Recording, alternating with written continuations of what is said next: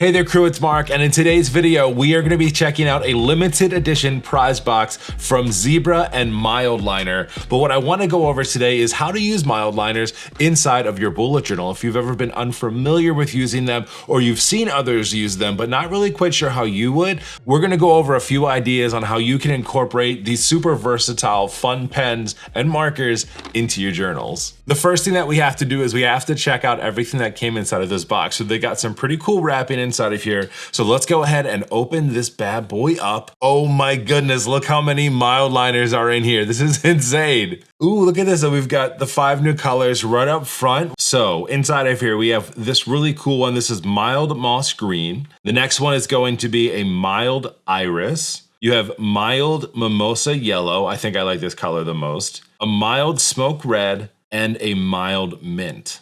After all these years of collecting all these different Mildliners, it's great to have a few new colors out there. I'll definitely have to keep them and store them by themselves because when you have so many Mildliners like I do, the different colors tend to get lost. And I don't keep them really by collection. I mean, they're Mildliners, so I keep them by the colors that I use the most. And a couple of these colors will definitely be coming into my regular rotation now and a few favorites. I especially love that mild moss green color, the mimosa yellow, the mild mint. I'm on a green kick, what can I say? We've got a total of 38 Mildliner colors inside of here, including the 5 unreleased colors. So inside of here, we do have a postcard that talks about this limited edition box and everything that's inside of here. You've got your markers, you've got your stencils, we've got a tip book, oh, and also some cool postcards. Look at this. The way that people use Mildliners is amazing to me. Like, I use them a lot for planners, that's just in my space, but watching people create art like this with it is pretty cool. And they've got the artist name here on the back of the postcard too, so I'll have to check them out afterwards. Now, like I mentioned, there's also this tips and tricks book that came inside of here, as well as this really cool stencil. We'll get some use out of this. Just a lot of details on here on what you can do with Mildliners. A lot of these look super familiar to me. You're highlighting things, you're circling them, you're adding pops of color. This talks about using the stencil. What is a bullet journal? Now, I can appreciate this part of this notebook, but to be honest with you, wasn't fully covering everything that a bullet journal is, but it's definitely taking into account what we see in bullet journaling. And Mildliners honestly are kind of like a staple in the community. They just work well on paper. They add a little pops of color. They can be very functional and fun at the same time. They have a lot of bullet journal ideas in here, and we're gonna give you a handful in just a moment as well. Different ways to create patterns, doodles, shapes, mixing colors. I definitely need this part of this notebook. I am no good at mixing colors very well and knowing what works together. So let's go ahead and take all of our Mildliners and our tips guide and let's go ahead and put them into practice inside of a journal. So we have all of our materials here that we're gonna need. I have a pencil. I also have the Sarasa Mark-On pen. I love this pen so much because you can use it along with the Mildliners and it's not going to smear the ink. It is amazing. We also have our stencils too, which we're gonna use. So on our first page here, what I wanna do is just set up a monthly overview page. And this is gonna have a calendar on it that I've already created, but we're gonna have some fun with these stencils. They've got this really cool like multi-connected circle here, and I thought this would look really cool on the page as a part of a header. And we'll color this in just a moment with some Mildliners. There's also some smaller ones on the stencil too, which we'll use for our overall like dates and like tasks. You can use it for notes or whatever you want as well. So one of the main uses for Mildliners, aside from being functional, which we will get into, is also just to add some cool color to the page.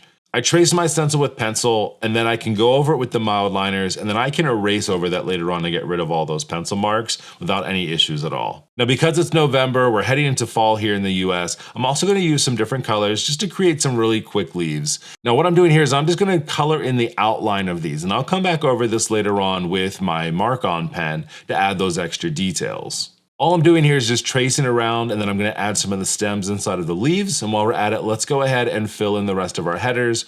We're gonna do a NOV. It fits perfectly inside of the center of our top space here. Put 2024 under it because it also fits really nicely. And then in our 2 bottom sections, we're just gonna leave space for special dates and for tasks for the months. And then we'll go ahead and fill in the rest of our calendar page here. So this is just one way that you can use Mildliners inside of your bullet journal. You have kind of your structure of your page, and then you're adding bits of color all around it, whether it's using stencils or freeform shapes, whatever you're looking for. The next thing we're gonna do is set up a pretty minimalist weekly. Now what I've done is I've split my page into having 6 different sections. This will cover us Monday through Friday with a Saturday and Sunday split at the bottom. Now what I'm gonna do is I'm gonna create some spaces for the Mildliners. I'm not gonna use it all over the page, but instead I'm gonna use it to fill in some small details. The first thing you can do with Mildliners, and I love doing this all the time, is creating colored drop shadows. You can use the chiseled edge of your pen or the bullet end of your pen, and you're just underlining spaces a little bit to give it a cool drop shadow. You could also do this with just a straight black pen if you want to, but the Mildliner colors add a really nice, fun kind of pop to the page, which I really like. Of course, you can also use Mildliners as highlighters, so we're gonna highlight the far right part of each one of these shapes here, and that's where we're gonna put our dates for the week. Some of my favorite colors in the Mildliner collections are more of the darker colors. They have some really cool like dark, dusky blues and grays, and even some really cool browns and like neutral colors. I personally really like adding those. I'm not like a bright, fluffy person all the time, even though my personality clearly shows that I am. But in my bullet journal, I'm a little bit more refined, I guess. But while I can be very minimalistic, I also can take things to the next level as well and find other cool functional ways for me to use Mildliners inside of my bullet journal. One of the ways I love to do that is actually using that for data visualization. So in this example here, I'm setting up an entire weekly double-page spread inside of my bullet journal. I have a weekly overview here at the top, but mostly I'm focused over here on the bottom right-hand side of my page.